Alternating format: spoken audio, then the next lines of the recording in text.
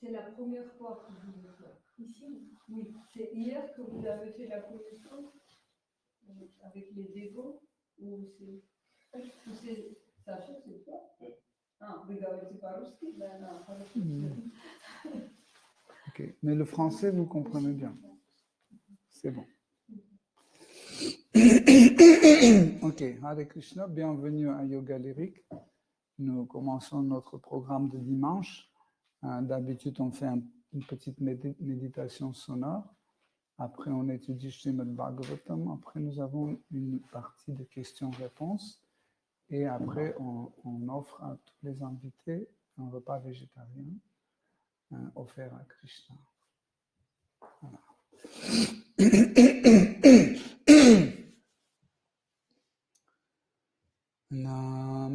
Namaon Vishnu Padaya Krishna Pristaya Bhutale Shrimate Bhakti Vedanta Swami Niti Namine Namo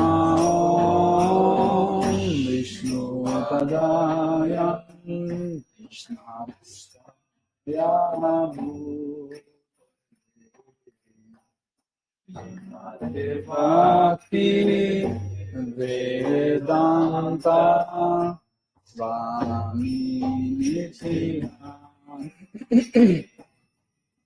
Namaste Saraswati Deve Gauravani Pracharine Nirvishesha Shunyavadi Paschatya Deshakarine Namaste Saraswati Deve Gauravani Pracharine Nirvishesha Shunyavadi Paschatya Deshakarine Shri Krishna Chaitanya Prabhu Nityananda Shri Advaita Gadadhara Shivasadi Gaura Bhakta Vrinda Shri Krishna Chaitanya Prabhu Nityananda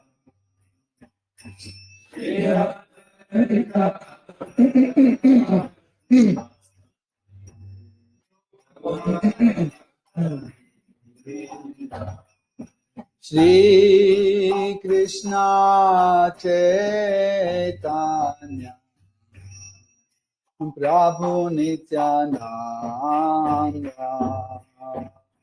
Shri Advaita Gadadhara Shivasadi Gaura Bhakta Vrinda Shri Krishna Chaitanya Prabhu Nityananda Shri Advaita Gadadhara Shivasadi Gaura Bhakta Vrinda Hare Krishna,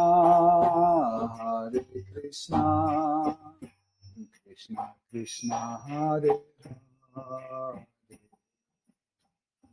Hare Rama, Hare Rama, Hare Hare, Hare Krishna, Hare Krishna. Krishna Krishna Hare Hare Hare Rama, Hare Rama, Hare Hare, Hare Krishna, Hare Krishna, Krishna Krishna, Hare Hare, Hare Rama, Hare Rama, Rama Rama, Hare Hare, Hare Krishna, Hare Krishna, Krishna Krishna, Hare Hare,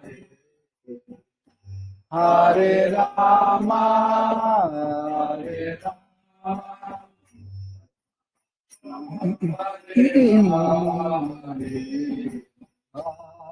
Hare Krishna, Hare Krishna, Krishna Krishna, Hare Hare, Hare Rama, Hare Rama, Rama Rama, Hare Hare, Hare Krishna, Hare Krishna, Krishna Krishna, Hare Hare, Hare Rama, Hare Rama,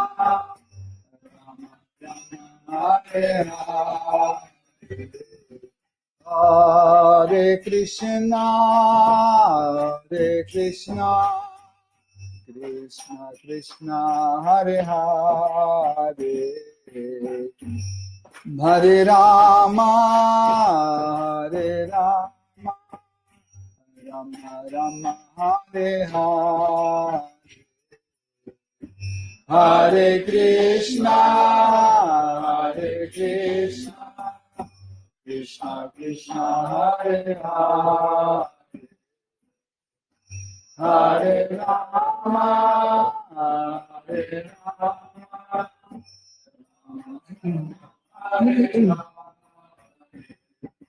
Hare Krishna, Hare Krishna, Krishna Krishna, Hare Hare, Hare Rama, Hare Rama, Rama Rama, Hare Hare, Hare Krishna, Hare Krishna, Krishna Krishna, Hare Rama, Hare Rama, Hare Krishna, Hare Krishna, Krishna Krishna, Hare Hare, Hare Rama, Hare Rama, Rama Rama, Hare Hare Krishna, Hare Krishna, Krishna Krishna, Hare Rama, Hare Rama,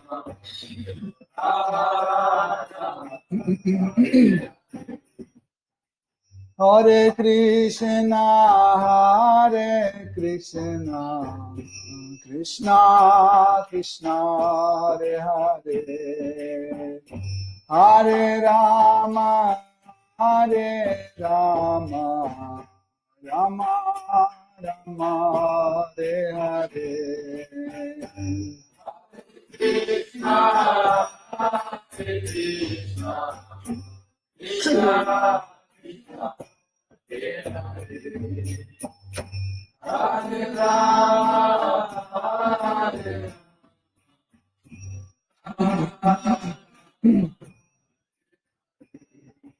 Hare Krishna, Hare Krishna, Krishna Krishna, Hare Hare, Hare Rama, Hare Rama, Rama Rama Hare Hare Hare Krishna Krishna Krishna Hare Hare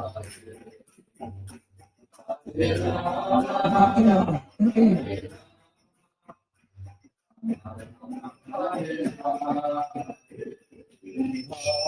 Hare Krishna Krishna Krishna Krishna Hare Hare Hare Rama Hare Rama Hare Hare Hare Krishna Krishna Krishna Krishna Hare Rama Hare Rama Hare Rama Hare Rama Hare Krishna Hare Krishna Krishna Krishna Hare Hare Hare Rama Hare Hare Hare Krishna Krishna Krishna Hare Hare Hare Rama Hare Rama Hare Krishna Krishna Krishna Krishna Hare Hare Hare Rama Hare Rama Rama Hare Hare Hare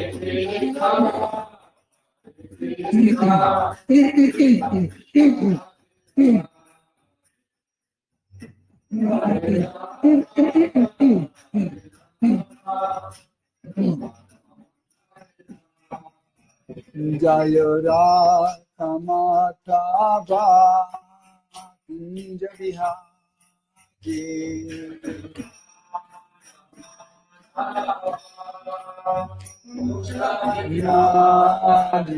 Jaya Radha Madhava Kunja Vihari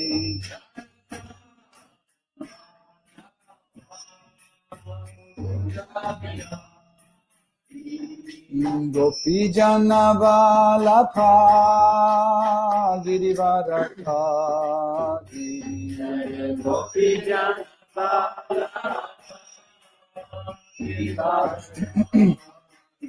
Jaya Gopi Jana Vallabha Girivaradhari Gopi Jana Vallabha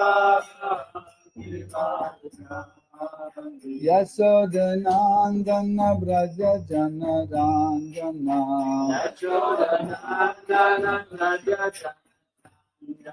Yasodhanandana Braja Jana Ranjana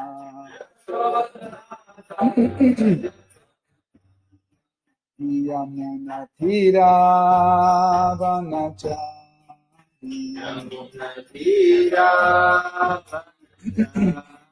Yamuna Thira Vanachari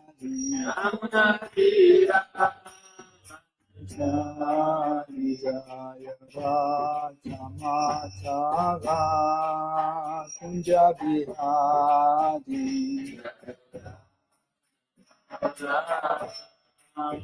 Kunja Vihari Jaya Radha Madhava Kunja Vihari Jaya Radha Madhava Kunja Vihari Jai Shri Shri Radha Parashishwara ki Jai Shri Jagannath Baladev Shri Mati Subhadra Devi ki Jai Shri Jagannath Swami Patita Pavana ki Jai Shri Sudarshan Chakra ki Jai Jai Shri Shri Lakshmi Narasimha Prahlad Maharaj Shri Sudarshan Chakra ki Jai Jai Sitaram Lakshman Hanuman Bharata Shatrugna Yodha Dhamma ki Jai Shri Shri Nitai Sachi Suta Advaita Chandra Gadadhara Shivasadi Gaura Bhakta Vrinda ki Jai Shri Shri Gauranga Nitai Goshai Ki Jai, Shri Shri Nitai Satchi Sutta Ki Jai, Shri Shri Gaur Nitai Ki Jai, Tulsi Maharani Bhakti Devi Ki Jai, Shri Saraswati Devi Ki Jai, Shri Guru Parampara Ki Jai, Srila Prabhupada Patita Pavana Ki Jai, Shri Gurudeva Ki Jai, toute gloire aux dévots assemblés.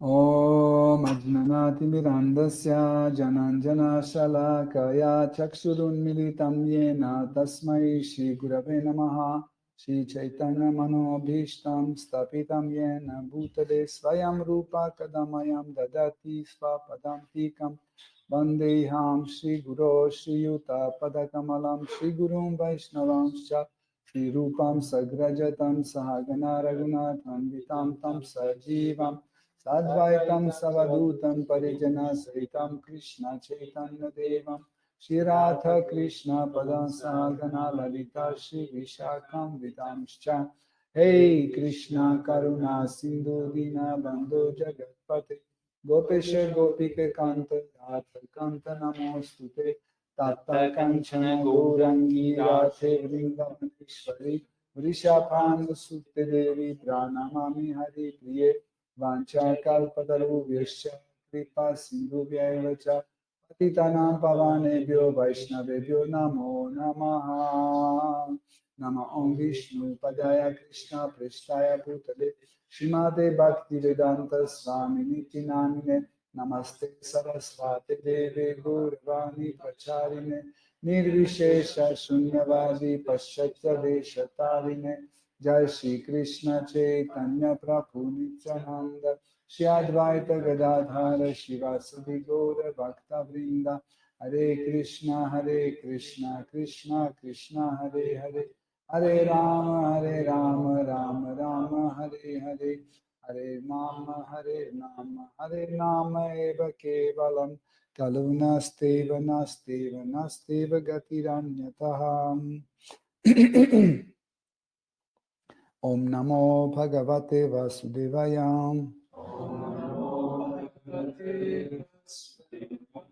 Om Namo Bhagavate Vasudevaya Om Namo Bhagavate Vasudevaya Hare Krishna, chers dévots, bienvenue à Yoga Lyrique. Nous continuons notre étude de Srimad Bhagavatam, 5e chant, 5e chapitre, à partir de verset 16. Lokasvayam shreyasi nashta drishtir yorithan samihetana kama kama anyonya vaira sukhalesha hetor ananta dukham chana veda mutta. Traduction. Du fait de l'ignorance, les matérialistes ne savent rien de leur intérêt véritable, de la voie qui permet de réussir sa vie. Leurs désirs concupiscents les enchaînent à la jouissance matérielle et tous leurs projets sont conçus à cette fin. Pour la satisfaction éphémère de leurs sens, ces individus créent une société fondée sur l'envie. Cet état d'esprit les fait sombrer dans un océan de souffrance et dans leur sottise, ils ne s'en rendent même pas compte. Teneur est porté par Srila Prabhupada. Sa divine grâce. Divine grâce. Bhaktivedanta Swami Prabhupada. Les mots Nashta Drishti, qui signifient incapable de voir dans le futur, sont ici lourds de sens. La vie se poursuit d'un corps à un autre, et les actes accomplis au cours de cette vie portent leurs fruits de souffrance ou de plaisir dans la suivante, ou même dans celle-ci. L'être privé d'intelligence et n'ayant pas la vision pour discerner l'avenir ne peut que se faire des ennemis et lutter contre ses semblables pour assurer la satisfaction de ses sens. Il en résulte qu'il devra souffrir dans sa vie prochaine. Malgré cela, étant comme un aveugle, il continue d'agir en ce sens et se prépare ainsi à connaître des souffrances interminables. On qualifie ce genre d'être de muta, car il perd tout simplement son temps et n'entend rien au service de dévotion offert au Seigneur. Celui-ci déclare dans la Bhagavad Gita, chapitre 7, verset 25. Je ne me montre jamais aux sots ni aux insensés. Par ma puissance interne, Yogamaya, je suis pour eux voilé. Ce monde égaré ne me connaît donc point. Moi, le non-né, l'impérissable. La Katha Upanishad enseigne également. Bien qu'ignorants, les gens font appel à des hommes tout aussi aveugles qu'eux pour les diriger, si bien que les uns et les autres s'exposent à une condition misérable. Ainsi, un aveugle guide-t-il un autre aveugle vers le précipice.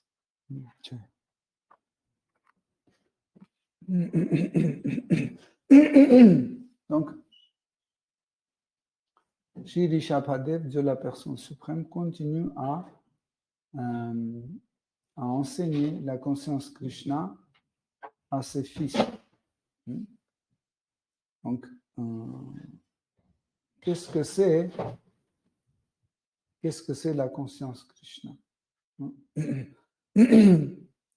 La conscience Krishna, c'est notre conscience originelle. Elle est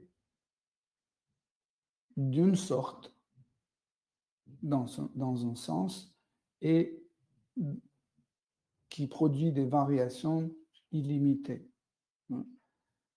Quand on dit que la conscience Krishna, c'est d'une sorte, cela veut dire que pour chaque personne consciente Krishna, il y a un seul objet vers lequel il se penche, un seul objet qui l'attire éternellement dans toutes les conditions, le Seigneur suprême. Donc, dans ce sens-là, notre conscience originelle à tous est la même. Mais, en même temps, c'est diversifié. Pourquoi? Parce que chacun d'entre nous, c'est un individu. Et c'est et un individu, ça veut dire qu'il voit les choses d'une façon différente que les autres. Par exemple, si je vous donne les mêmes ingrédients, de même frigo, de la même recette, de la même préparation, on va faire tous sur le même feu, et après on va goûter chaque préparation. Chaque préparation sera différente.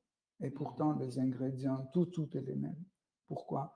Parce que nous portons notre nature éternelle avec nous. Chacun d'entre nous, c'est un individu. Individu, ça veut dire voir les choses à notre propre façon. Et dans la conscience Krishna, ça veut dire que nous voyons Krishna, chacun d'entre nous voit Krishna à sa façon. Et ça, c'est la cause pour laquelle il existe tellement de religions dans cet univers. En fait, pas parce que Dieu est différent,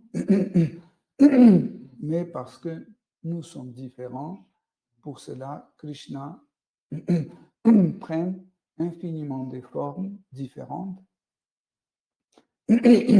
et nous donne les règles et prescriptions d'une religion ou l'autre pour que nous soyons satisfaits et à travers ces principes, à travers de ces prescriptions, pour que nous puissions rétablir nos relations avec Krishna.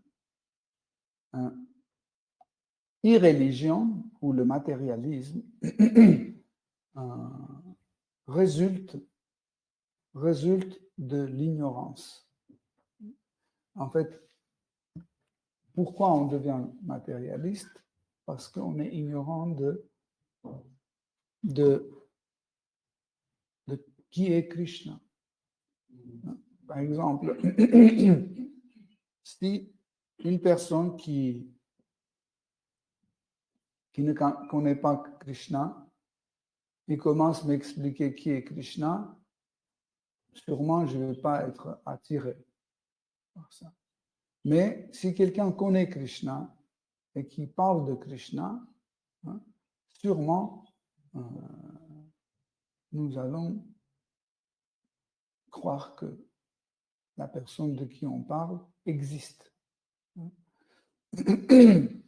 Par exemple, quand une mère parle de son fils sans sa présence, on ne connaît pas son fils, on écoute cette mère, elle parle et on voit qu'il s'agit de quelqu'un qui existe. Ou quand je vais vous parler de ma mère, sûrement, je vais donner l'impression qu'elle existe. Pourquoi? Parce que je la connais. Et j'ai des relations avec elle. Si vous dites, allons boire un café, je dis, ben non, ma mère n'aime pas quand je bois le café. Juste cette phrase dit que ma mère existe. Pareil, quand quelqu'un s'abandonne au Seigneur suprême, il s'abandonne à sa façon. Qu'est-ce que ça veut dire à sa façon? Même si les règles et prescriptions sont les mêmes, comme dans le cas de cuisine, même si règles et prescriptions sont les mêmes, notre attention, notre comportement, notre attitude envers ces règles sont différents. Et pour ça, Krishna dit, OK, dans ce cas-là, nous pouvons créer différents types de relations avec toi. Je ne suis pas que Dieu. Je vais rester Dieu pour celui qui aime Dieu. Mais celui qui m'aime comme son fils, je vais devenir son fils. Mais celui qui m'aime comme son mari, je vais jouer le rôle de son mari. Et il accepte ça. Là, c'est la différence principale entre les religions. Par exemple, prenons l'islam. Dans l'islam, quand on étudie le Coran, on voit que dans l'islam, l'idée de Dieu est l'idée de quelqu'un qu'on ne peut pas voir, qu'on ne peut pas communiquer en direct de notre côté, qu'on ne peut pas faire un échange. Mais dans le Coran, nous voyons Dieu parler. Allah, il nous dit, que je suis très jaloux, je suis très sévère, mais celui qui s'abandonne à moi, je donne une faveur pour aller vivre au paradis, etc., etc. Ça veut dire il y a une forme de communication, mais ce n'est pas vraiment une communication, ce n'est pas un discours réciproque. Il nous dit, mais nous, quand on dit sous la forme de prière, mais on n'échange pas. Et pourquoi? Parce que Dieu est là et nous sommes là. Et Allah est là et moi, je suis là. Donc, et on me dit que tu es privé de cette relation, de cet échange. Okay? Donc, je ne peux pas développer autre type de relation. Donc, et si j'ai d'autres types, par exemple, imaginez, depuis ma naissance, je pratique le Coran, l'islam, et petit à petit, j'ai certains sentiments qui commencent à apparaître en moi. Vous savez que vous ne pouvez pas empêcher les sentiments se manifester en vous. Tôt ou tard, il y a un sentiment qui se manifeste. Imaginez, vous êtes un musulman, mais vous avez envie de rencontrer Dieu et le prendre dans vos bras. Comme vos enfants. Quand vous avez votre enfant, vous l'aimez, vous l'adorez, qu'est-ce que vous faites? Vous le prenez dans vos bras.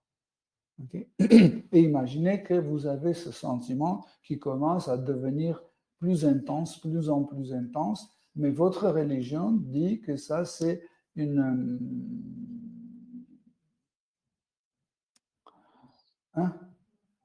une offense, oui, ça c'est une offense forte. Dieu est là, nous sommes là, nous ne sommes pas sur le même niveau, on ne peut pas l'embrasser, etc. Voyez? Donc, automatiquement, je dois chercher un autre refuge. Où? Chez les chrétiens, par exemple. Okay? Mais imaginez que vous êtes chez les chrétiens, vous étudiez les évangiles et petit à petit, vous avez autre type de sentiments. Par exemple, vous vous sentez que Seigneur suprême est votre Père. La plupart des chrétiens qui pratiquent, et qui est sérieux dans la religion, ils pensent que Seigneur suprême, c'est leur Père. Okay? Mais c'est le sommet de type de relation avec Dieu dans le christianisme. Tout autre sentiment qui peut se manifester dans le christianisme, imaginez que vous sentez que Seigneur suprême est votre mari. Vous ne pouvez pas, encore une fois, vous ne pouvez pas vous empêcher d'avoir tel ou tel sentiment. C'est naturel. Pour un être vivant, c'est naturel. Vous vivez et vous réagissez à chaque chose, au froid, au chaud, aux paroles, aux idées, à la famille, etc. À chaque chose, on réagit. Il y a des sentiments qui se manifestent. Pareil, pendant notre pratique, il y a certains sentiments qui commencent à se manifester, parmi lesquels aussi les sentiments qui définissent notre relation avec Seigneur suprême. Okay? Et pareil, en fait, je ne suppose pas, tout ce que je dis, ce n'est pas des suppositions, tout ce que je vous ai dit, ça c'est des faits réels qui s'est passé dans les traditions musulmanes, dans les traditions chrétiennes, judaïstes, etc., etc. Et qu'est-ce que cette personne doit faire avec ses sentiments? Normalement, quand on a une association avec nous semblables, on arrive et on commence à partager. Mais au Moyen Âge, quand vous venez et vous partagez vos sentiments de ce genre-là, que vous pensez que vous sentez que Seigneur est votre mari, etc., tout de suite, directement sur le feu. On vous envoie sur le feu comme un sorcier ou comme une sorcière. Voyez? Et vous êtes lentement brûlé pour que tout le monde comprenne que dans notre religion chrétienne, il y a des limites que vous n'avez pas le droit de dépasser. Je ne veux pas analyser tout type de religion, il y en a des milliers, mais en fait, toutes sortes de religions, ils ont des limites. Quant à la tradition Vaishnava, quand on arrive, nous voyons que le Siddhanta, les postulats de notre philosophie Vaishnava, nous offre tout type de relation avec Seigneur suprême. Seigneur suprême peut être notre mari, peut être notre père, peut être notre fils. Hein? Les deux sont possibles. Peut être notre ami, hein? Notre Seigneur, etc., etc. Donc, toutes les possibilités sont là. Mais pour que je puisse atteindre ce niveau, pour que je puisse réaliser, ce n'est pas suffisant juste d'avoir un sentiment. C'est un début. Hein. Par exemple, vous avez envie de peindre une toile. Ce n'est pas suffisant pour peindre une toile. Il faut la toile, il faut la peinture, il faut les pinceaux, il faut aussi qu'on sache peindre, n'est-ce pas? Donc, pour pouvoir transmettre nos idées, etc., nos sentiments, il faut qu'on soit habile dans ce métier. Mais le désir, c'est l'élément décisif, en fait, dans nos actes. C'est vraiment l'élément décisif. Et dans la conscience de Krishna, en fait, nous développons une conscience qui nous permet d'avoir une relation avec Seigneur suprême. Cela, en fait, va petit à petit, et nous formons une idée de Krishna, qui est Krishna. Nous formons cette idée de Krishna et petit à petit, cette idée devient la réalité. Chaque chose, un jour, devient la réalité. C'est ce qu'on appelle la réalisation. On dit la réalisation de soi. La réalisation de soi sous-entend que, enfin, j'ai compris qui je suis. Alors, qui je suis frère de Krishna. J'ai compris. Vous voyez, ça, c'est la réalisation de soi. En fait, la réalisation de soi, c'est une réalisation parallèle à la réalisation qui est Krishna. Si j'ai réalisé que je suis le frère de Krishna, j'ai réalisé que Krishna est mon frère. Vous voyez? Comment on peut finalement faire apparaître ces sentiments importants en relation avec Krishna? Si quelqu'un n'a jamais mangé des bananes, comment il peut connaître le goût de banane? Tu peux m'expliquer le goût de banane? Comment? Ok, la forme, on peut expliquer. On peut dire, ça, c'est un jaune long comme ça, avec une petite queue. Ok, et le goût? Ou expliquez-moi goût de sucre. Impossible. Ou expliquez-moi la beauté de la lune. Comment? Vous savez, par exemple, dans la poésie, dans l'art plastique, etc., dans la littérature, quand quelqu'un, un poète ou un artiste, veut expliquer la beauté de la lune, c'est impossible. Qu'est-ce qu'on fait? On utilise autre mot. Vous ne dites pas la lune, la lune, la lune. Vous dites la lune est tellement brillante comme le visage de ma bien-aimée. Elle rafraîchit ma conscience et mon âme, etc. On utilise 150 mots dans lesquels il n'y a pas le mot la lune. Donc, on utilise autre chose pour que cette chose laquelle on vise soit un peu tangible. Pareil, si je veux vous expliquer le goût de banane, je peux vous dire c'est entre la pomme et la fraise, un peu de vanille. Mais ça sera toujours approximatif. Jusqu'au moment où je dis attends, tiens, le meilleur c'est ça. Ah oui, j'ai compris. Pareil, pour découvrir Krishna, pour connaître Krishna, il faut s'associer avec Krishna. Et comme Krishna disait, Srila Prabhupada a donné dans un verset de la Bhagavad Gita dans ses commentaires, Krishna dit que je n'apparais pas aux sots et aux gens stupides et ignorants. Pourquoi? La question, pourquoi il n'apparaît pas? Parce que qu'est-ce qu'il va faire avec ce genre de personnes? Par exemple, je dis, est-ce que tu veux t'associer avec des drogués et des pédophiles? Je veux dire, pourquoi? Ce n'est pas dans mes intentions, je veux autre chose. Pareil, Krishna veut des relations avec Krishna. Krishna veut des relations qui lui apportent la joie.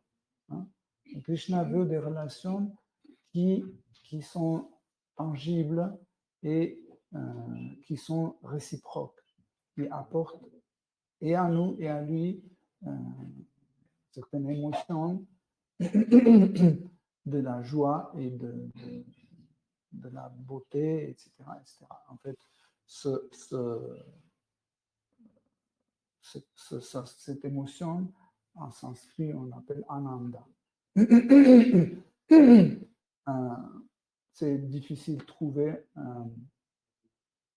un équivalent de mot ananda dans les autres langues parce que aucun autre peuple n'a jamais pratiqué ça.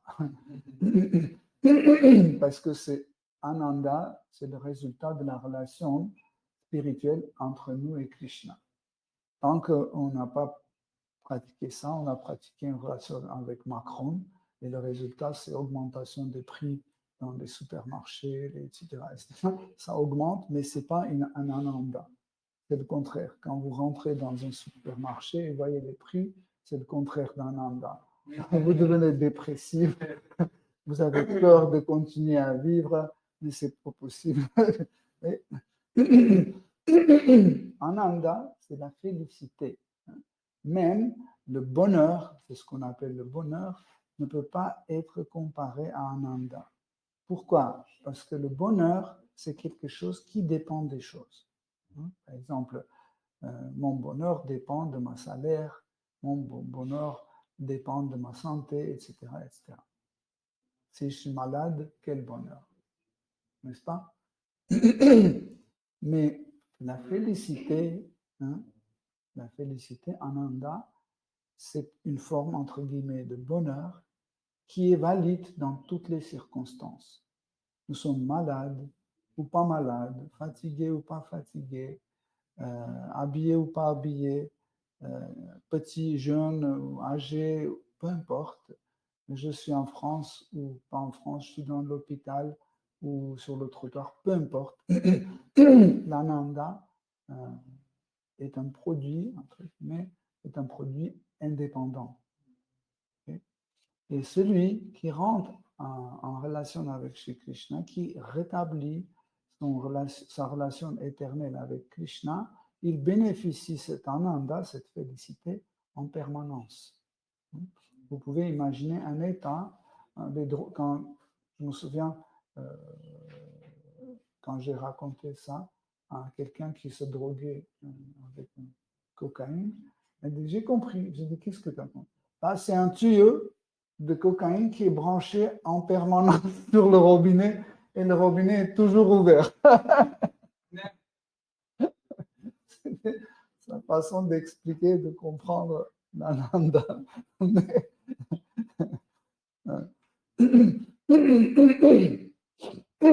Mais Ananda, c'est encore plus fort parce que quand on coupe le robinet, il ne sera plus heureux. Tandis que pour Ananda, tu coupes le robinet, tu ouvres le robinet, ça n'a aucune importance parce que nous avons la relation avec Krishna en permanence. Et c'est ça qui nous apporte en fait ce sentiment de Ananda. Donc, la conscience Krishna, c'est une conscience qui chasse la conscience matérialiste. Le problème de conscience matérialiste, c'est que nous cherchons à gratifier nos sens. Nous cherchons le plaisir dans chaque chose. Vous pouvez dire, ben, c'est normal. Ça, c'est un produit d'ignorance. Pourquoi? Parce que nous ne connaissons pas la nature de nos sens. Revenons encore aux drogués, aux alcooliques. En fait, eux, par leur pratique, ils ont compris qu'en fait, quand tu prends toujours la même dose, un certain temps après, tu ne le sens plus. Vous comprenez ça? En fait, j'espère que vous n'avez pas vous drogué. Mais le principe des sens est comme ça. Chaque fois, je dois avoir un peu plus pour sentir ce joie. Et c'est pour ça qu'on arrive à overdose. Qu'est-ce que c'est l'overdose? C'est quand notre corps ne peut plus supporter l'intervention de l'extérieur. Ananda, ce n'est pas une intervention de l'extérieur. Ananda, c'est un sentiment qui se produit en permanence à l'intérieur de nous. C'est pour ça que le corps, en fait, n'y joue aucun rôle. Vous comprenez? Mais nos sens matériels, ils veulent toujours quelque chose d'autre et ils veulent encore plus. Par exemple, on vous offre le riz, chaque jour le même riz, le même riz, le même riz, et un jour vous dites, bon, on a marre, aujourd'hui, est-ce qu'on peut avoir un riz avec un peu de curcuma dedans?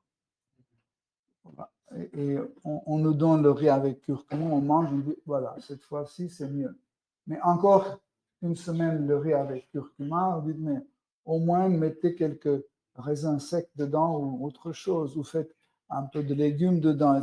Pourquoi? Parce que nos sens ont une nature qui s'adaptent aux choses. Et quand nos sentiments, nos sens s'adaptent, on ne remarque plus cette chose et cette chose ne nous fait plus plaisir. Hein. Par exemple, je travaille beaucoup avec les collectionneurs d'œuvres d'art et, par exemple, quand ils accrochent une toile sur le mur, les premiers quelques jours, chaque fois quand ils passent, ils regardent et disent « Waouh, c'est super, c'est super, c'est super ». 2 mois, 3 mois après, ils passent, ils ne voient même plus cette œuvre. Ils sont habitués déjà. Ce n'est pas leur faute, c'est la faute des sens matériels.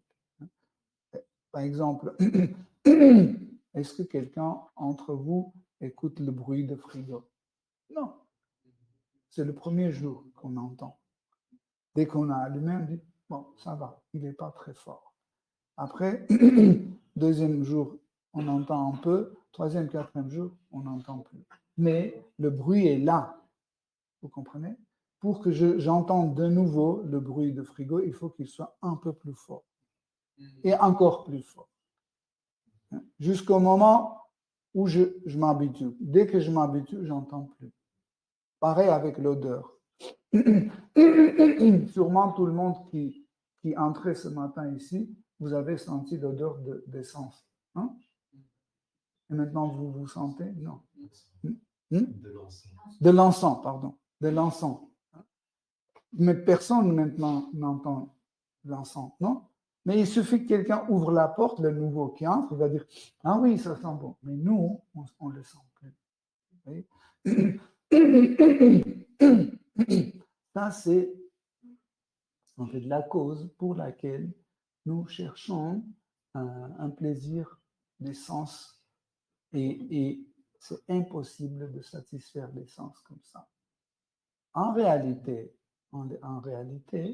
ce corps, il est déjà satisfait. Faites une expérience. Qu'est-ce que vous n'aimez pas? Par exemple, vous n'aimez pas les carottes. Okay? Et vous évitez de manger les carottes. Okay? Combien de grammes de nourriture vous satisfait? Par exemple, 500 millilitres de nourriture vous satisfait très bien. Mais quand c'est 300, ce n'est pas assez. Okay? On va faire une expérience. On va vous prendre et on va mettre dans la prison. Et vous n'allez pas boire pendant 1 mois, vous n'allez pas manger pendant 1 mois, et 1 mois après, on vous offre une carotte que vous n'aimez pas et qui fait 100 grammes seulement. Vous serez satisfait, total.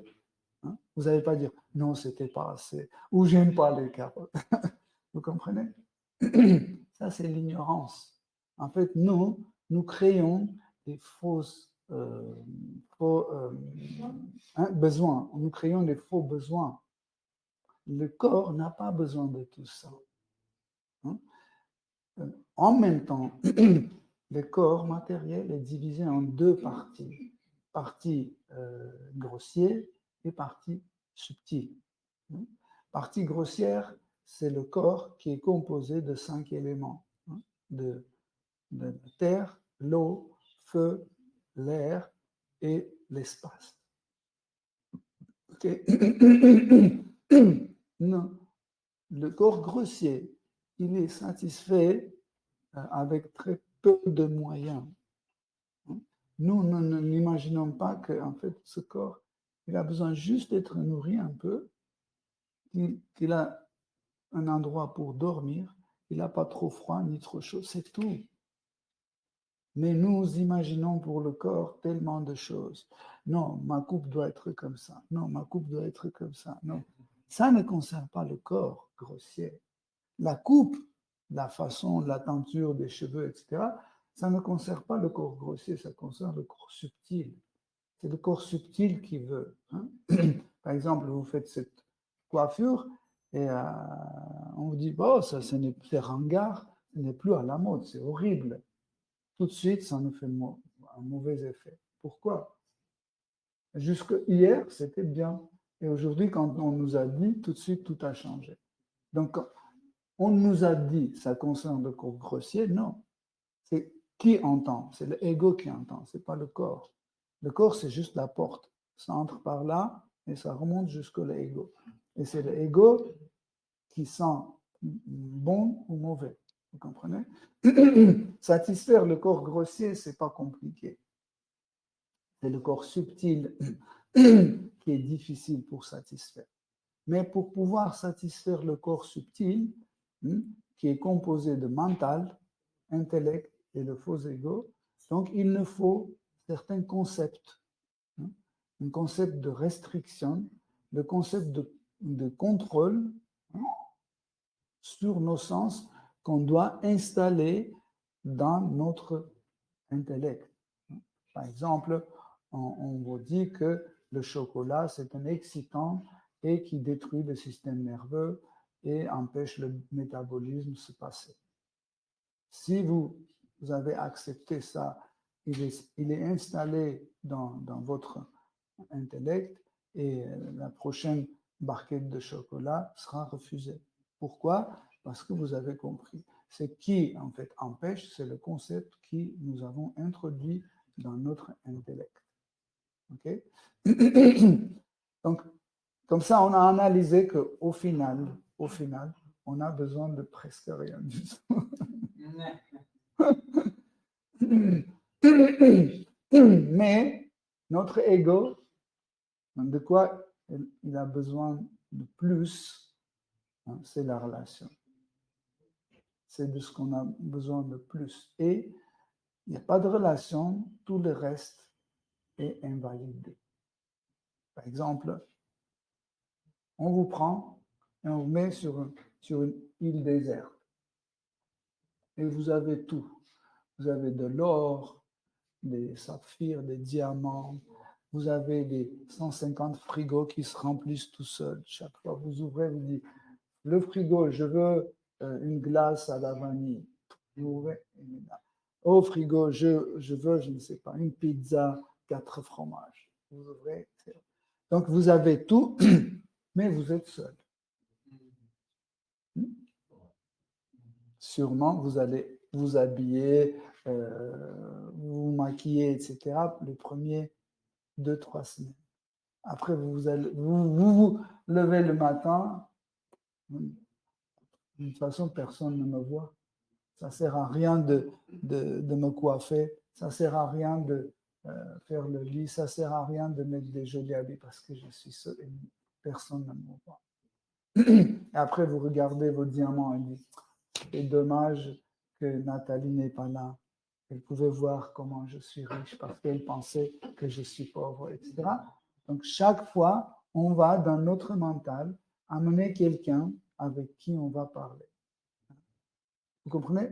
On va créer une situation dans laquelle on a besoin d'une relation. C'est ce que nous cherchons toujours.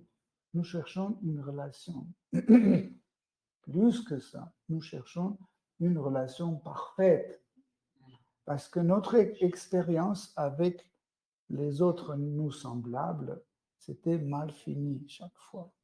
N'est-ce pas?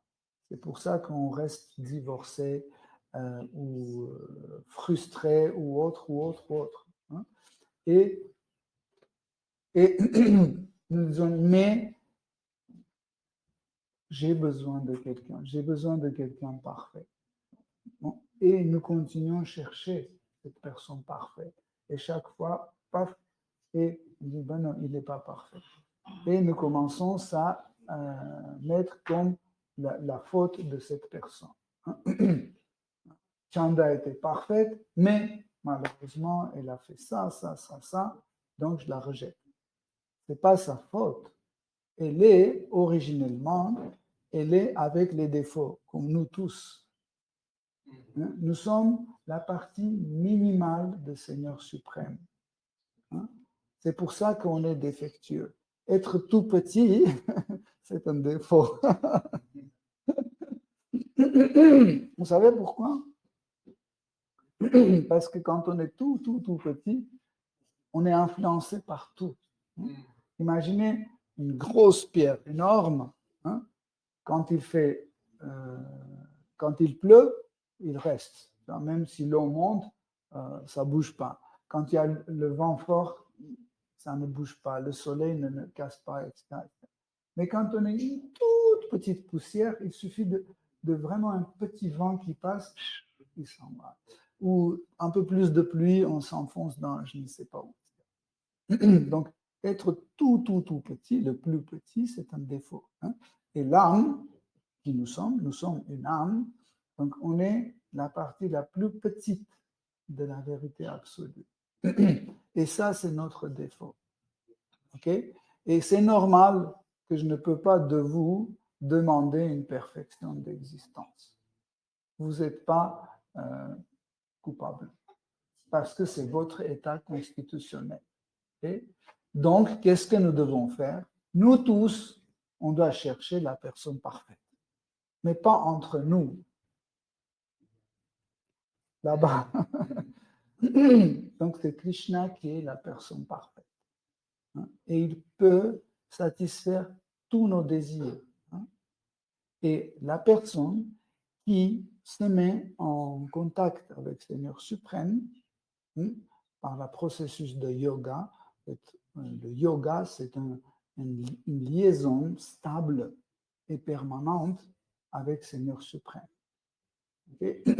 Et quand on est lié avec Krishna, donc on devient parfait. Pourquoi? Parce que nous sommes sur la même plateforme d'existence. Par exemple, vous êtes ici tous sur cette plateforme de yoga lyrique et vous entendez Srimad Bhagavatam. Mais ceux qui sont en dessous, au sous-sol, dans la cave, ils n'entendent pas Srimad Bhagavatam parce qu'ils sont sur un autre niveau d'existence. Okay? Et ceux qui habitent le premier, ils n'entendent non plus. D'accord? Pourquoi? Parce qu'ils ne sont pas liés avec nous. S'ils étaient liés avec nous, ils seraient là, assis, et écoutaient Srimad Bhagavatam. Donc, ça ne veut pas dire que si on est lié avec Bhakti Yoga, on est lié avec Krishna, c'est que nous devenons Dieu. Nous ne devenons pas Dieu, mais on devient aussi parfait. Pourquoi? Parce qu'on est lié. Par exemple,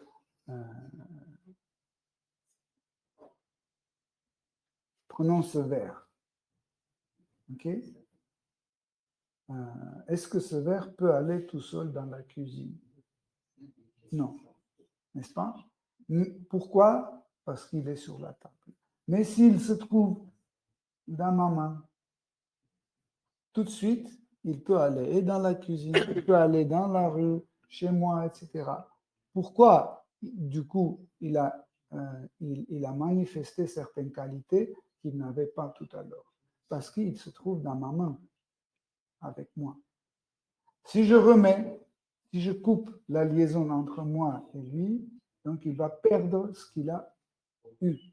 Pareil, nous devenons parfaits, justement, quand on rétablit notre relation avec Shri Krishna par le processus de Bhakti Yoga. Et Bhakti, c'est la dévotion.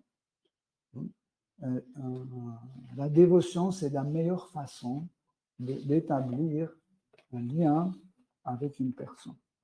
Tout autre type de relation peut créer une incompréhension, peut créer une envie, la haine, hostilité, etc., etc. Par exemple, si nous sommes des collègues ici, donc, et il y a un poste qui se libère, tout de suite, ça va créer un problème entre nous, parce que nos relations ne sont pas des relations dévotionnelles, ce sont des relations professionnelles. Donc, on a un intérêt à partager. Pourquoi? Parce que les relations professionnelles, ce sont des relations égoïstes. Pourquoi on va travailler? Pour prendre quelque chose, n'est-ce pas? Mais quand il y a une relation dévotionnelle, je suis dévoué à ma collègue, je serai le premier qui va dire, elle est la meilleure pour ce poste. Donc, ça ne va pas créer une envie, une hostilité, etc. Vous comprenez? C'est pour ça, tout autre type de relations ne sont pas aussi parfaits pour créer une liaison avec Dieu, avec Krishna, que la dévotion. La dévotion, c'est la meilleure façon en fait, de créer une liaison stable, pas seulement stable, mais aussi éternelle. Donc, on va lire le verset suivant. 17. Verset 17. Comment un être véritablement érudit, miséricordieux et avancé dans la conscience spirituelle, et avancé dans la connaissance spirituelle, peut-il inciter à l'action intéressée, l'ignorant attaché à la voie du samsara, et ainsi l'empêtrer encore davantage dans les raies de l'existence matérielle? Si un homme de bien voit un aveugle emprunter une voie dangereuse, comment peut-il le laisser poursuivre son chemin? Comment peut-il l'encourager dans son erreur? Aucun homme sage ou bienveillant ne saurait tolérer cela. Vous voyez,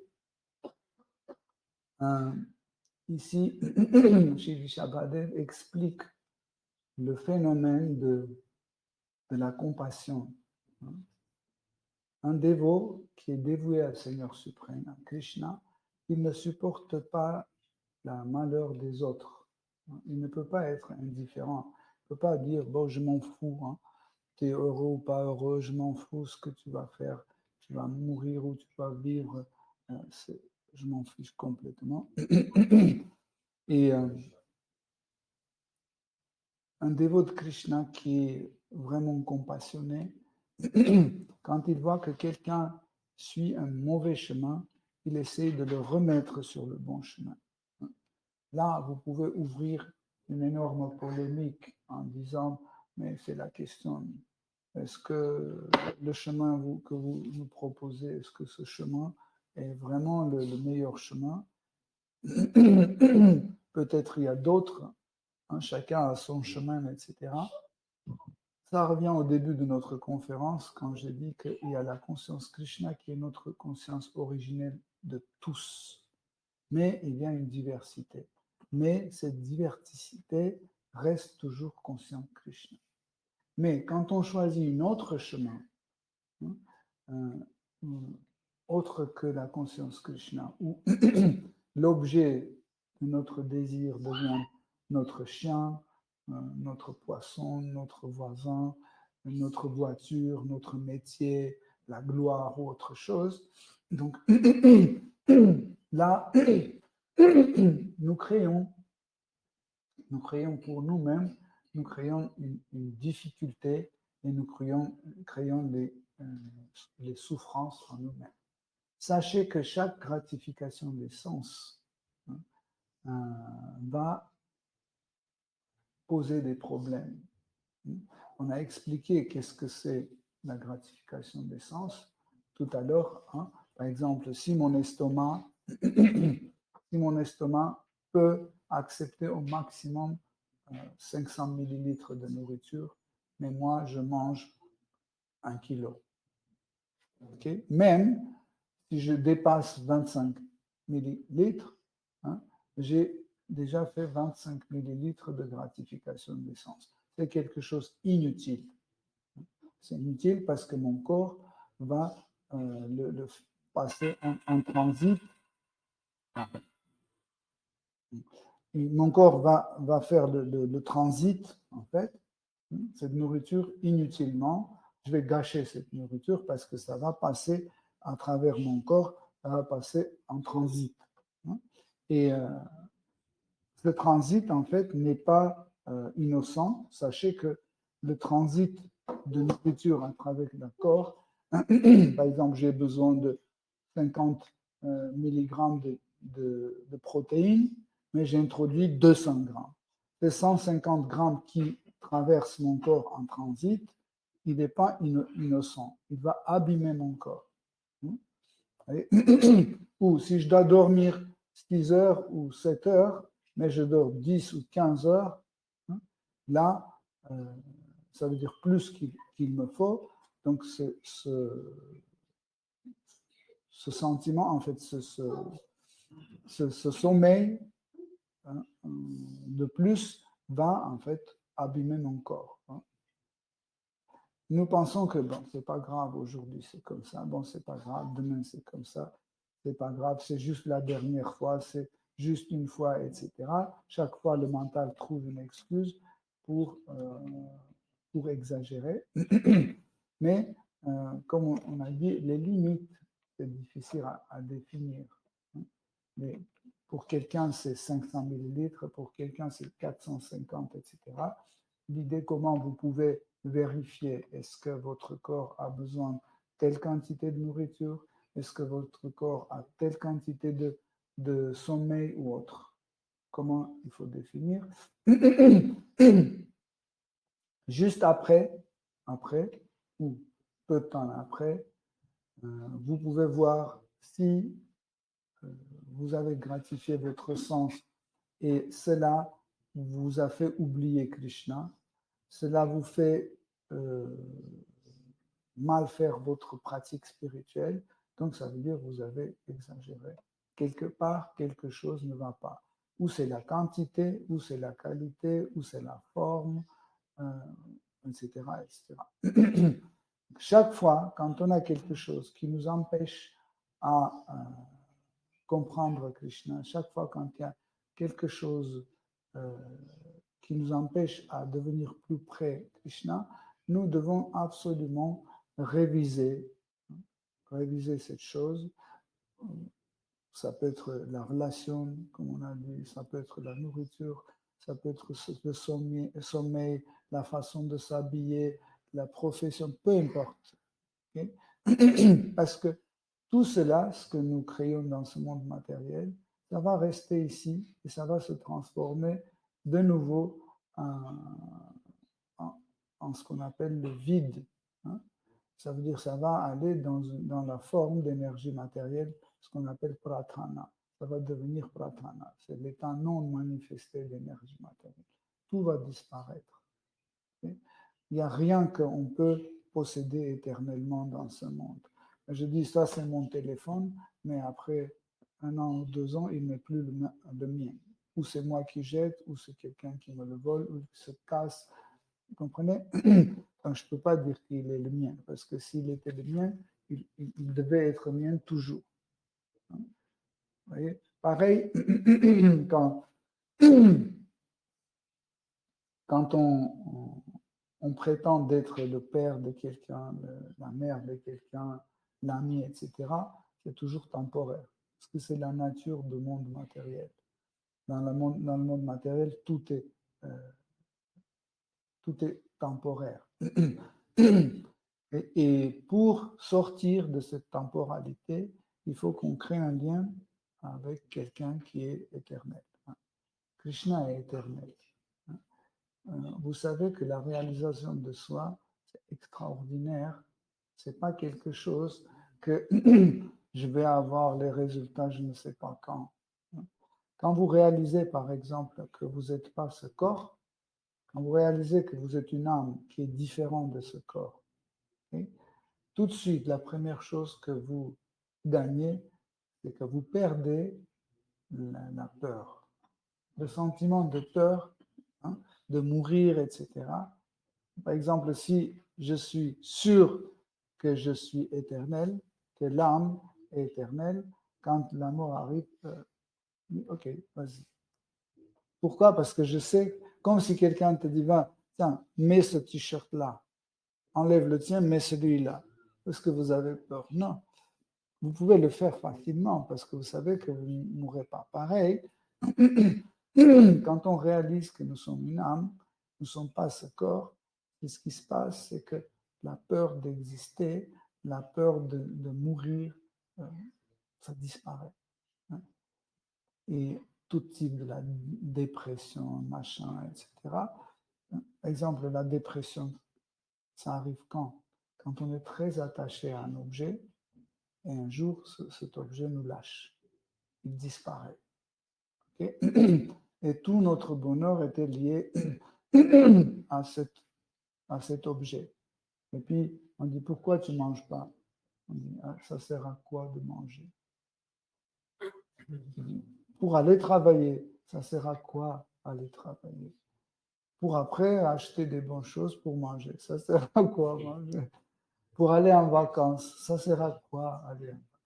Ça, c'est la dépression parce que le but hein, et le désir disparaît. En fait, l'objet à laquelle on était attaché et le désir d'avoir cet objet ont disparu. C'est pour ça que les gens dépressifs, ils ne veulent rien faire. Ou le contraire. Et pour sortir de cette dépression, ils commencent à faire des choses. Beaucoup, tout le temps. Parce que dès qu'ils arrêtent à faire quelque chose, tout de suite, la dépression prend une autre allure. La peur, l'angoisse, tout ça commence à revenir. Mais quand on comprend que c'est une chose normale, que la personne n'est pas morte, que le poste de directeur général de l'entreprise, ce n'est pas éternel, c'est normal qu'on nous a licenciés.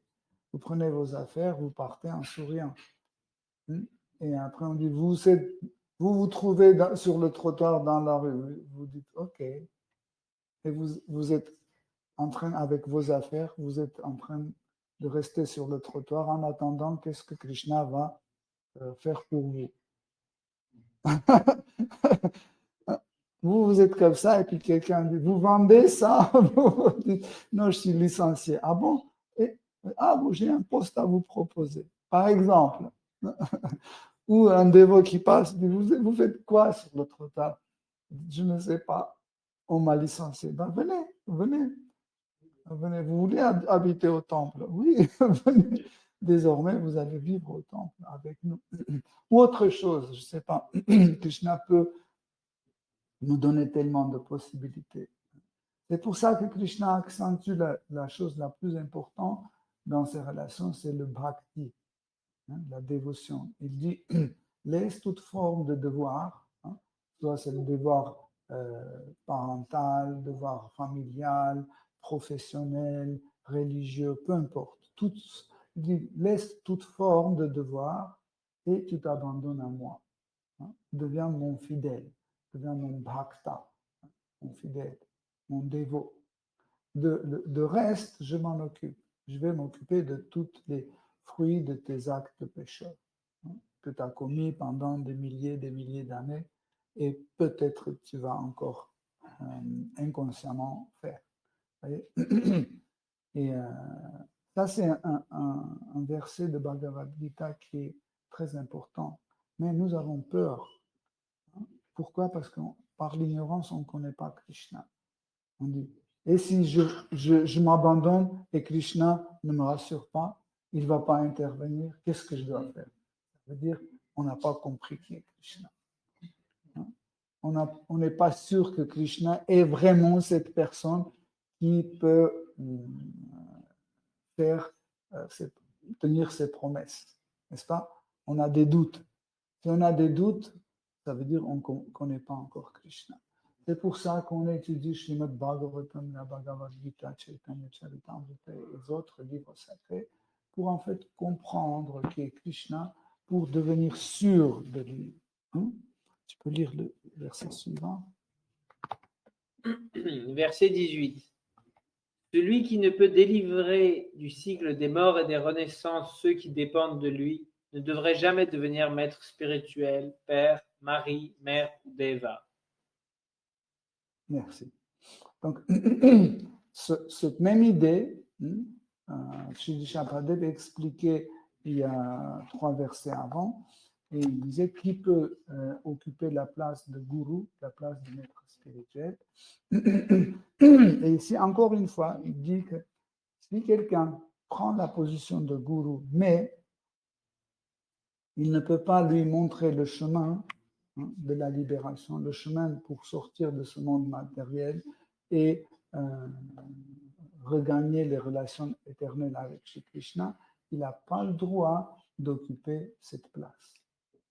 Vous comprenez? Parce que je peux être un expert de la Bhagavad Gita, je peux le connaître par cœur. Je peux être expert dans Srimad Bhagavatam, je peux le connaître par cœur, mais je ne comprends pas l'essence de la Bhagavad Gita, je ne comprends pas l'essence de Srimad Bhagavatam. Ça veut dire, je ne sais pas que l'essence de chaque livre sacré, c'est de montrer le chemin de Bhakti, le chemin de la libération définitive, la libération vers la relation avec Krishna. Les Vaishnavas, ils voient la libération différemment. Pour eux, la libération, ce n'est pas la libération de souffrance. Pour eux, la libération, c'est que maintenant, je suis libre et je peux m'abandonner à Krishna. Vous voyez comment les dévots pensent comme ça. Je suis libre, je peux choisir maintenant Krishna sans faute. Je suis libre de toutes sortes de doutes. Je suis libre de toute forme d'attachement. Je suis libre et je peux m'abandonner complètement à Krishna. Ça, c'est le vrai, la vraie libération, c'est le vrai chemin.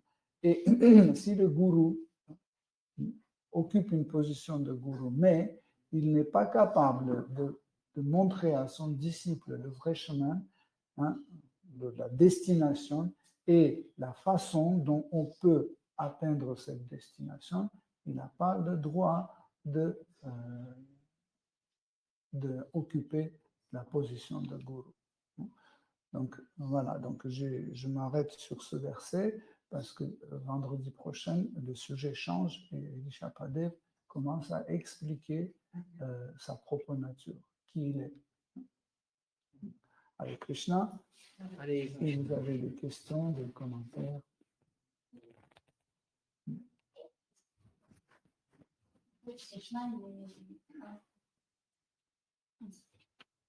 Hare Krishna, et merci pour ce Krishna Katha.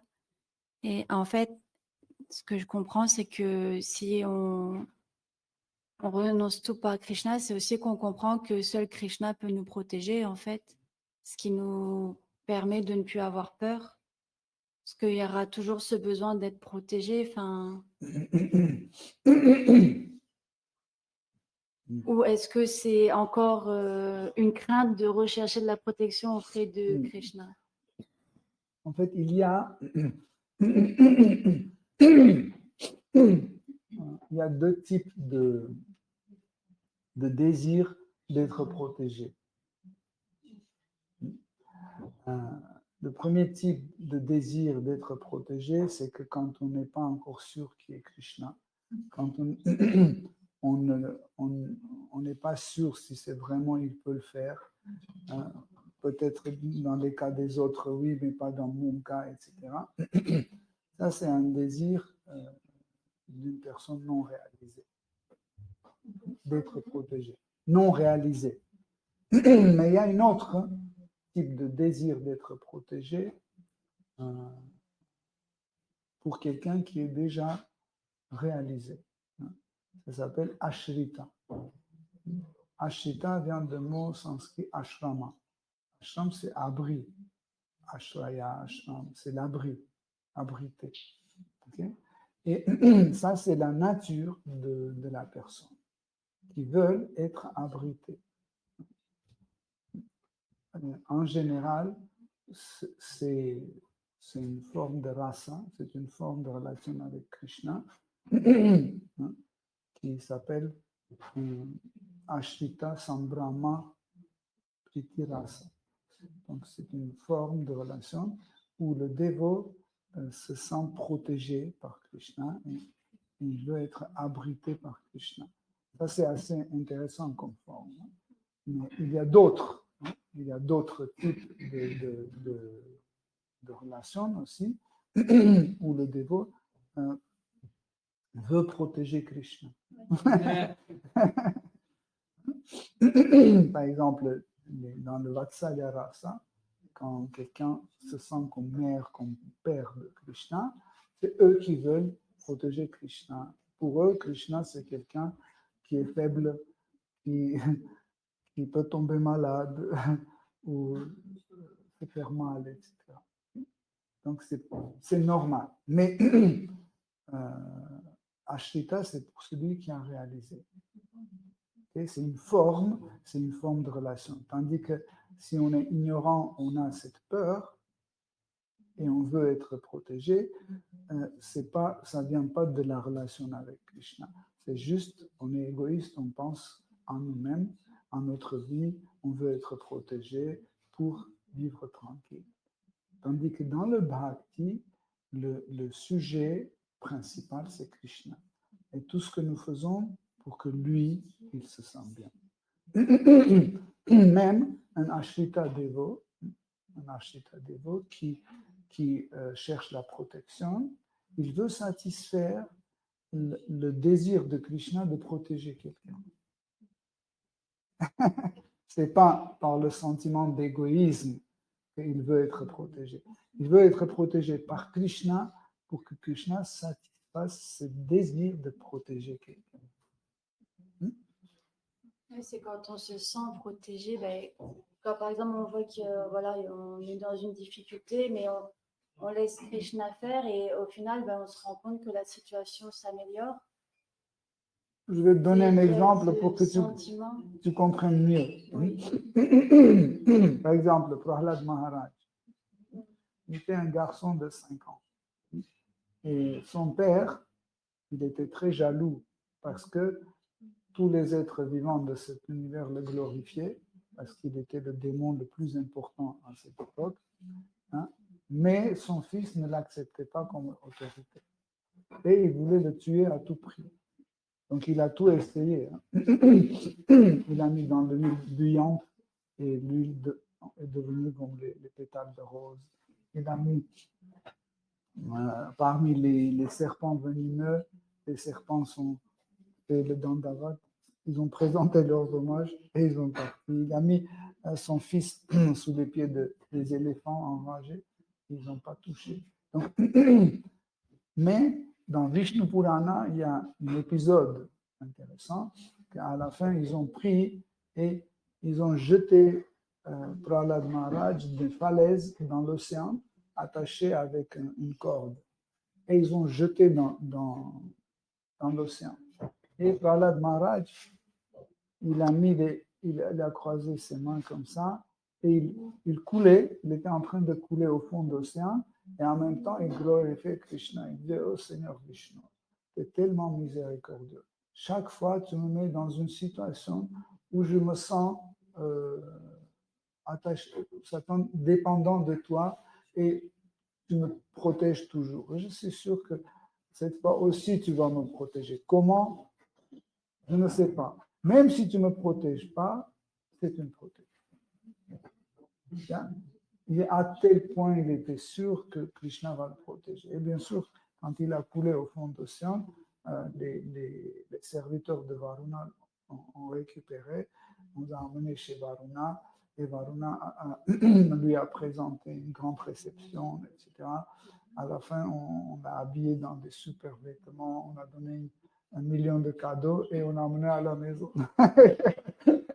Et quand son père a vu, il était en rage complètement. C'est pas possible. Et il a dit, c'est qui te protège? C'est qui te protège? Et il a dit, c'est la même personne qui te protège aussi. Il est où? Il a dit, hein, il est partout. Il a dit, même dans cette colonne, il a dit oui. Et Hiranyakashipu était très fort. Avec son poing, il a cassé cette colonne et la colonne était cassée en 1000 morceaux. Et il a entendu le cri, un rougissement fort. Hein. Dimanche prochain, on va avoir l'apparition justement de Sri Nrsimhadev. Je vais raconter cette histoire en détail, vous allez voir. Mais ce qui est intéressant, c'est que tout le monde avait peur de Seigneur Nrsimhadev parce qu'il est venu dans une forme terrible, en millions. Et ça, c'est la manifestation de colère et de peur de Seigneur suprême. Et quand tout le monde qui voyait, il pouvait tomber par terre mort. Hein. Mais même les demi-dieux, Seigneur Brahma, ils avaient peur. Prahlad Maharaj, il n'avait pas peur. Il se sentait protégé. Ouais. Mais encore une fois, ce sentiment d'être protégé, ce n'est pas un sentiment égoïste. Il voulait que Krishna voulait venir le protéger. Et il était content de se trouver dans une situation dangereuse pour donner la possibilité à Krishna de venir le sauver. C'est difficile pour nous à comprendre ça parce que nous sommes habitués de tout chercher pour nous, toujours pour nous. Mais Bhakti, c'est quelque chose qui ne va pas dans ce sens-là. Bhakti, c'est quelque chose qui va d'ici, là. Oui. Krishna, j'ai compris. Ouais. Si vous avez d'autres questions.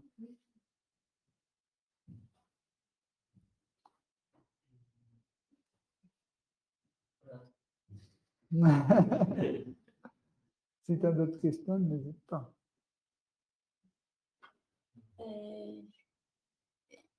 Il y en avait une tout à l'heure, vous avez dit que pour connaître Krishna, il faut voir là-bas. Mais il ne faut pas voir. Non, comment vous avez formulé ça? Pour trouver Krishna, il faut chercher là-bas. Oui. Pas entre les êtres vivants. Oui, c'est ça même. Mais il ne faut pas aussi voir à l'intérieur.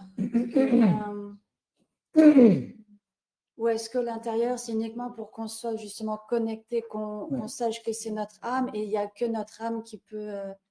Parce que je pensais que Krishna était aussi là.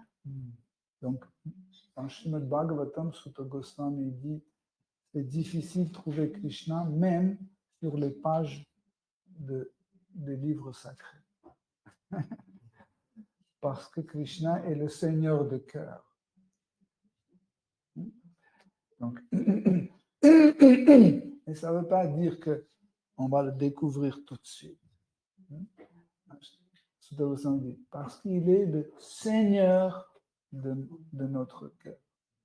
Tant que Krishna n'est pas devenu Seigneur de notre cœur, il pouvait dire parce que Krishna se trouve dans notre cœur. Il ne fait pas accent que Krishna se trouve dans notre cœur. Parce que Krishna est le Seigneur de notre cœur. C'est pas la même chose. Parce que comme le cœur, en fait, vous avez dit la dernière fois, c'est par rapport au cœur qu'il y a la gratification des sens, que tout est lié. Du coup, si Krishna prend ça, du coup, il n'y a plus de Parce sens. que tu peux, par exemple, si tu n'as pas compris le message, tu vas penser, ça veut dire que Krishna se trouve dans mon cœur. Mais le problème, c'est que la perception de cœur, pour un être vivant qui n'est pas avancé spirituellement, il peut en fait prendre de faux égos pour Krishna, pour Seigneur suprême. Et en fait penser que les désirs, ses propres désirs égoïstes, ce sont des désirs de Krishna, c'est Krishna qui me donne, etc. etc. C'est ce que Srila Prabhupada appelle la spéculation mentale. Parce que le cœur, c'est le sommet de tous nos sens, grossier, subtil, peu importe. Donc, tous nos sens, ensemble, forment le cœur. Le cœur, c'est pas ça. Mais tous nos sens, ensemble, c'est le cœur. C'est pour ça que quand quelque chose est dans notre cœur, il est dans chaque sens. Si, par exemple, Krishna est dans mon cœur, ça veut dire il est dans mes oreilles, dans mes yeux, sur ma langue, sur ma peau, etc. Tu comprends? Ça veut dire il est présent dans mon cœur. Mais quand on dit que Krishna est le maître, le Seigneur de notre cœur, ça veut dire que nos sens, quand ils sont en train d'agir, ils agissent sous le contrôle de Krishna, sous sa direction ou sous son désir. Je mange parce que je sais que Krishna veut que je mange ça. J'écoute ça parce que je sais que Krishna veut que j'écoute ça. Je parle avec cette personne parce que Krishna veut que je suis en train de exécuter en fait les désirs de Krishna. Okay? Mais ce qui est extraordinaire pour un matérialiste égoïste, ça sonne d'une façon pas confortable. Parce que moi, je veux mes propres désirs et pas les désirs de quelqu'un d'autre. Mais c'est stupide parce que mes désirs sont nazes, sont faibles, ils ne sont pas parfaits. Tandis que Krishna dit, tiens, jette ça, tiens, je te donne des désirs super. Tu comprends? C'est comme par exemple, vous mangez avec une cuillère cassée, mauvaise, pas ergonomique du tout, etc. Et Krishna vous donne une super cuillère, vous dit, mais non, je veux manger avec la mienne, mais tout cool. Je dis, ok, vas-y, mange. C'est pour ça que quand on dit que Krishna est le Seigneur de notre cœur, ça veut dire qu'il prend le cœur en sa possession. Okay? Donc il devient le maître de notre cœur. Donc, et tout ce que le cœur désire, il désire qui n'est pas différent de Krishna.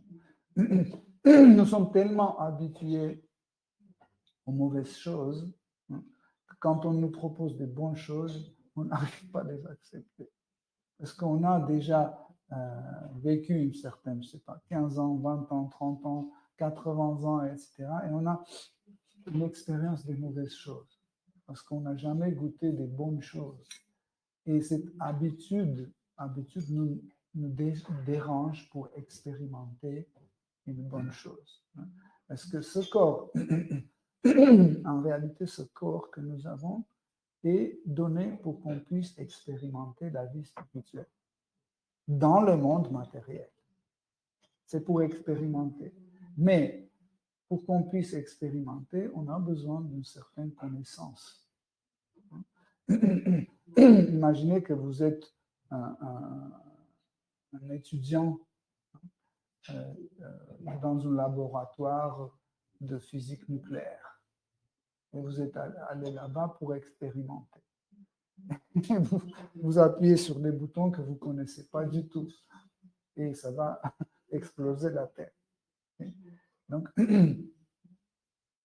pour expérimenter, nous avons besoin d'un guide, un gourou.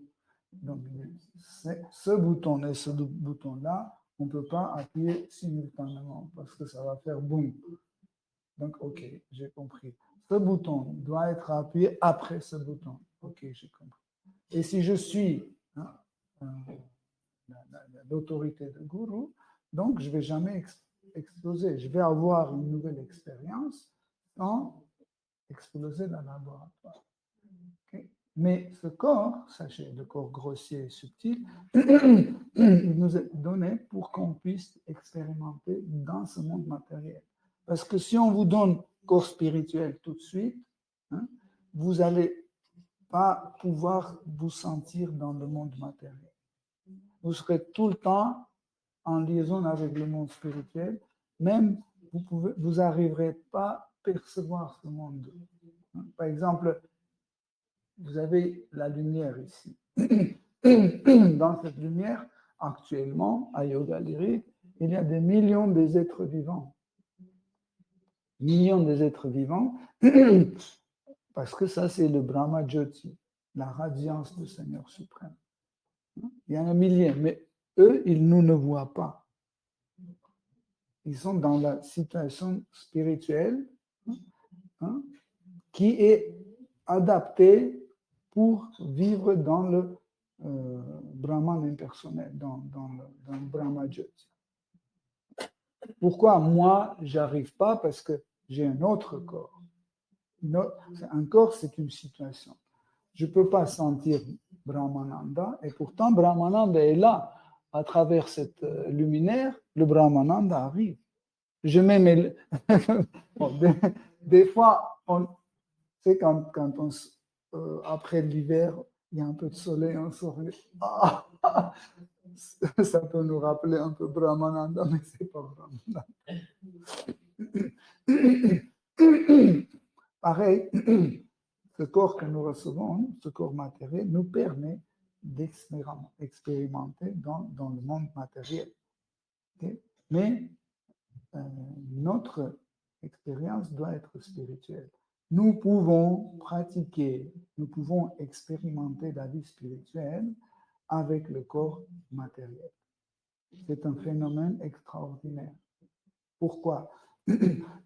Parce qu'en réalité, il y a une seule énergie qui existe. Une seule énergie. Et en fait, toute autre énergie, c'est les variations de la même énergie.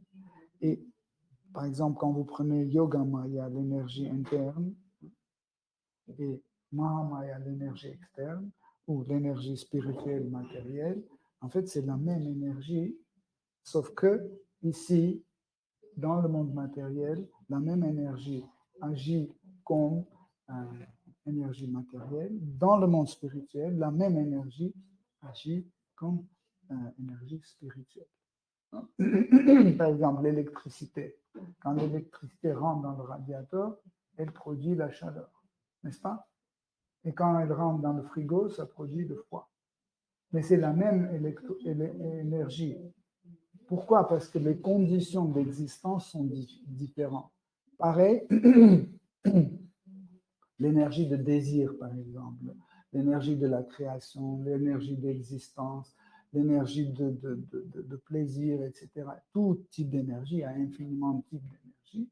Toutes ces énergies-là, dans les conditions de monde matériel, ils changent leurs attitudes et ils sont perçus d'une façon différente.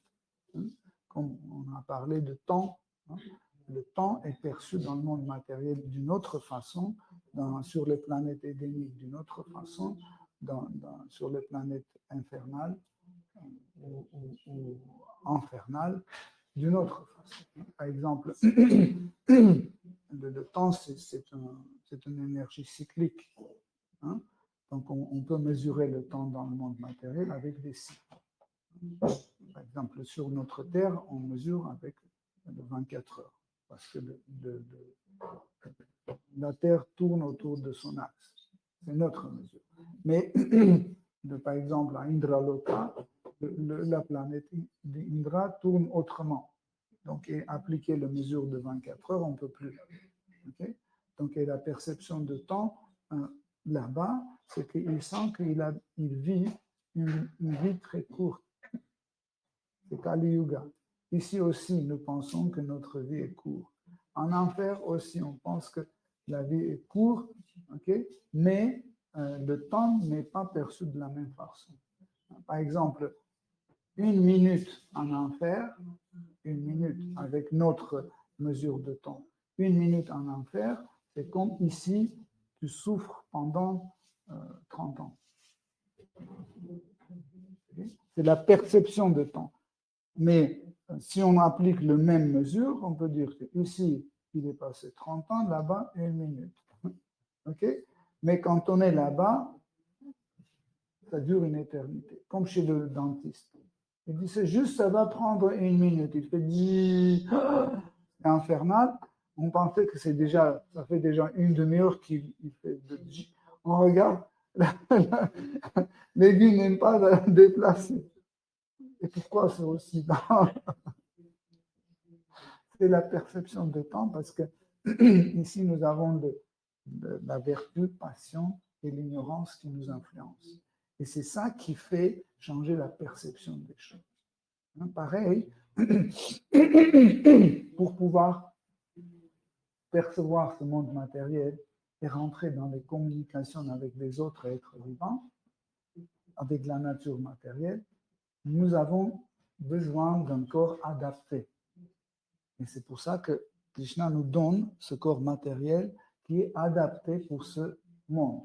mais ça ne veut pas dire que nous ne pouvons pas pratiquer la vie spirituelle avec ce corps matériel. Nous pouvons, et dans ce cas-là, en fait, les sens spirituels commencent à se manifester à travers nos sens matériels.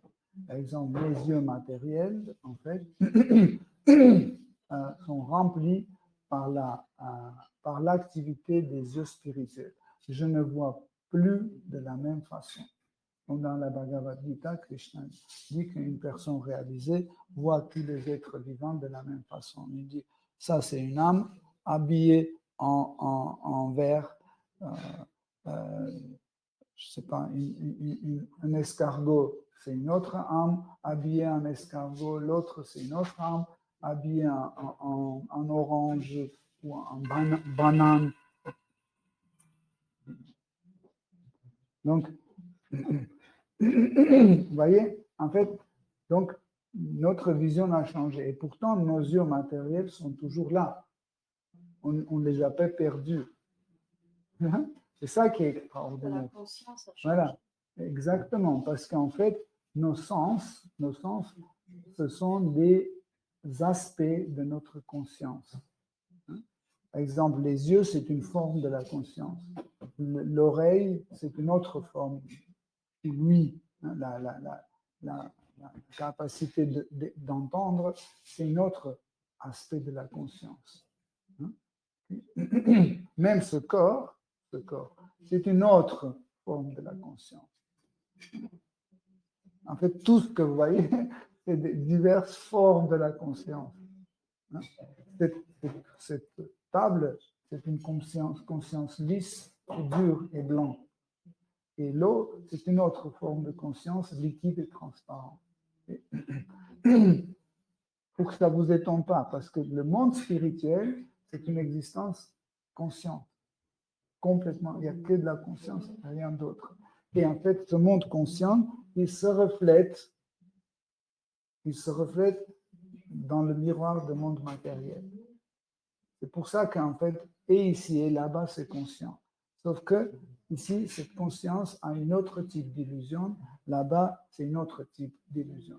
Ici, cet type d'illusion de Yoga Maya, c'est un type d'illusion qui nous concentre sur nous-mêmes. Mahamaya, l'énergie matérielle. Nous nous concentrons sur nous-mêmes et on oublie Krishna. Tandis que Yoga Maya, c'est une autre forme d'illusion qui est le contraire, qui nous rappelle Krishna et maintient Krishna dans notre mémoire. Et tout notre intérêt, toute notre attention est canalisée vers Seigneur suprême. Donc, c'est ça. Hein. Comment Yoga Maya, ça peut nous rappeler Krishna avec Maya, c'est... Oui, pardon. Parce que Maya, c'est aussi Krishna, donc du coup, ça rappelle... En fait, le mot Maya veut dire illusion, mais aussi veut dire la miséricorde.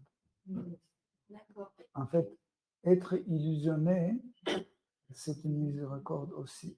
Si on comprend pourquoi. Si nous ne comprenons pas pourquoi, donc nous ne pouvons pas l'accepter comme une miséricorde.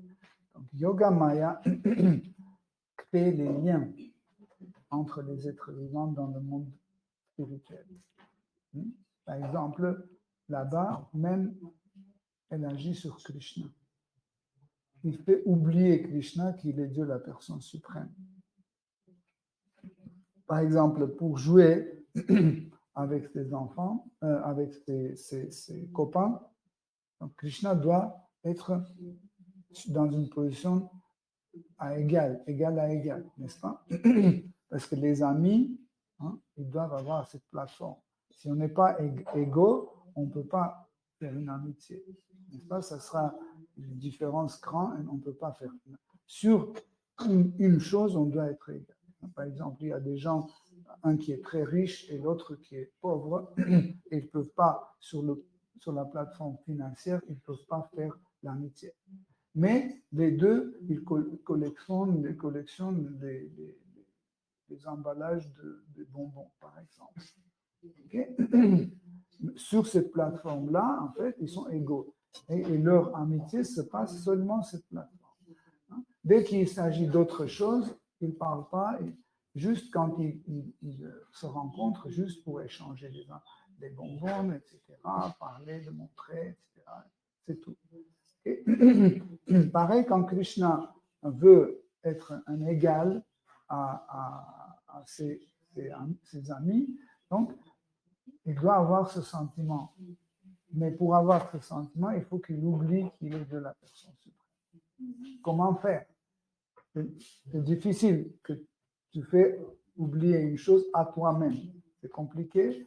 Donc, il demande à Yogamaya créer autour de lui, créer une ambiance qui va faire oublier la fonction de Dieu, la personne suprême. Et il joue avec les amis, et les amis peuvent le pousser. Il dit, on veut plus te voir, Krishna, va-t'en, tu es un grand tricheur, etc. Et il ne dit pas, je suis Dieu, la personne suprême. Comment tu as osé me dire ça? Tiens, je vais te tuer. Non, sinon ça ne se passera pas. Donc, en fait, Yogamaya, c'est une force, c'est une énergie spéciale qui peut assurer, en fait, ce type d'humeur, ce type de bhava. Par exemple, imagine que Mère Yashoda, qui est la maman de Krishna, elle pense qu'elle est une âme éternelle et une particule de Krishna. Et comment ces sentiments de maternité vont être manifestés? Ça ne va pas se manifester. Pour cela, en fait, Yogamaya crée autour de Mère Yashoda, crée cette ambiance. Elle sent qu'elle est maman Krishna. Et pareil pour Krishna, elle crée une situation dans laquelle Krishna se sent fils de Mère Yashoda. En fait, Yogamaya et Mahamaya, ce sont des énergies qui créent l'environnement. Ils créent l'environnement dans lequel on est obligé d'agir de telle ou telle façon. Par exemple, si je prends un Pritupavana Prabhu et je mets au fond de l'océan, dans l'eau, ces mouvements ne seront pas les mêmes qu'ici. Pourquoi? On a changé l'environnement. Après, je vais l'enlever de l'eau, je vais mettre dans le miel. Différent. Okay? Ou après, je l'enlève, je mets dans les pop-corn. Ça sera différent. Donc, le milieu, en fait, le milieu est créé par Yogamaya ou par Mahamaya. Ils assurent ce milieu. Et c'est ce qui nous permet d'avoir aussi cette rasa avec Krishna. Exactement. Exactement. D'accord. En fait, rasa est en nous, mais elle se manifeste s'il y a des bonnes conditions, dont un bon environnement. Et cet environnement est créé par Yogamaya. Okay. Sinon, ça ne va jamais se manifester. Comme par exemple, si tu as une graine de l'arbre et tu mets dans la terre, quand est-ce que ça va pousser? Quand il y a des conditions favorables. S'il fait moins 15 degrés, ça ne va pas pousser. À quel moment ça se déclenche? Quand il y a des moments favorables. Pareil, dans le monde spirituel, pour que le rasa se manifeste, il faut des conditions. Et ces conditions sont assurées par Yogamaya. Hare Krishna. Hare Krishna. Merci, cher dévot. Srimad Bhagavatam ki jai. Srila Prabhupada ki jai. Gloire de vos assemblées. Mancha akalpatarubhishta krita. Sindhudeva cha patitana.